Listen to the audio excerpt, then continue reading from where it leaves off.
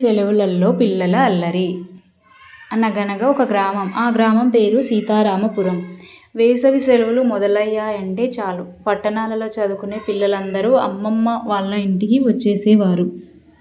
ఈసారి కూడా అలాగే రాము, చిన్ని, మధు, సిరి, బాలు అందరూ గ్రామానికి చేరుకున్నారు. గ్రామం మొత్తం మామిడి చెట్లతో, కొబ్బరి తోటలతో చల్లగా ఉండేది. కానీ పిల్లల అల్లరి మాత్రం ఆ ఎండ వేడి కన్నా ఎక్కువగా ఉండేది.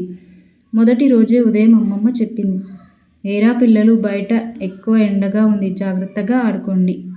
అంతే. పిల్లలు ఒకరినొకరు చూసుకొని నవ్వుకున్నారు. అమ్మమ్మ, మేమేం చిన్నపిల్లలమా అని రాము అన్నాడు. అమ్మమ్మ నవ్వుతూ, అవును, అల్లరి చేసేంత వరకు చిన్నపిల్లలే అంది. మామిడి దొంగల గ్యాంగ్. గ్రామం చివర పెద్ద మామిడి తోట ఉండేది. అక్కడి మామిడి పండ్లు చాలా తియ్యగా ఉంటాయని అందరికీ తెలుసు. ఒకరోజు బాలు ప్లాన్ చేశాడు. రాత్రికి మనం మామిడి ఆపరేషన్ చేద్దాం. మామిడి ఆపరేషన్ అంటే ఏమిటి అని సిరి అడిగింది. తోటలోకి వెళ్ళి మామిడి పండ్లు తెచ్చుకోవడం అన్నాడు. రాత్రి అందరూ నల్లటి దుప్పట్లు కప్పుకొని దొంగల్లాగా బయలుదేరారు. చిన్ని చేతిలో టార్చ్, మధు చేతిలో బుట్ట.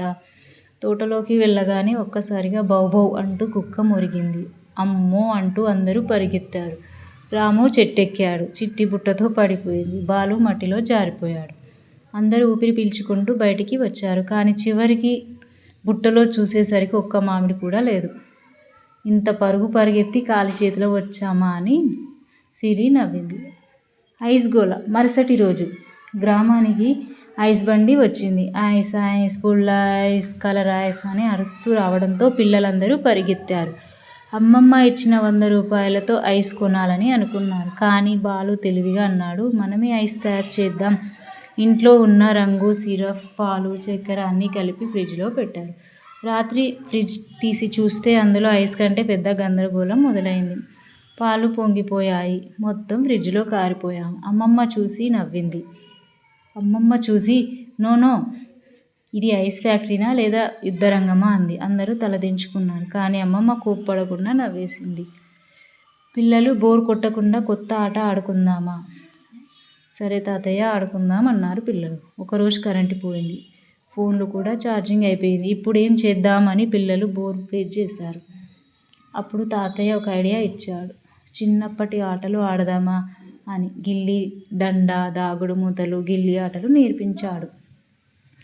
పిల్లలు మొదట నవ్వుకున్నారు. కానీ కొద్దిసేపటికి అందరూ ఆటలో మునిగిపోయారు. సాయంత్రం అయ్యేసరికి ఎవరికి ఫోన్లు కూడా గుర్తురాలేదు. నీళ్ళ యుద్ధం.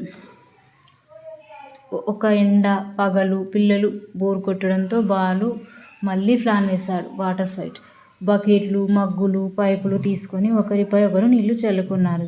చిన్ని పైపు పట్టుకొని రాముపై నీళ్లు పోయబోతే అది తిరిగి అమ్మమ్మపై పడింది.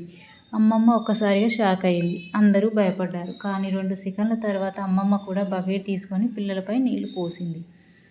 ఇల్లు మొత్తం నవ్వులతో మారుమోగిపోయింది. చివరి రోజు. వేసవి సెలవులు ఎలా గడిచిపోయాయో ఎవరికీ తెలియలేదు.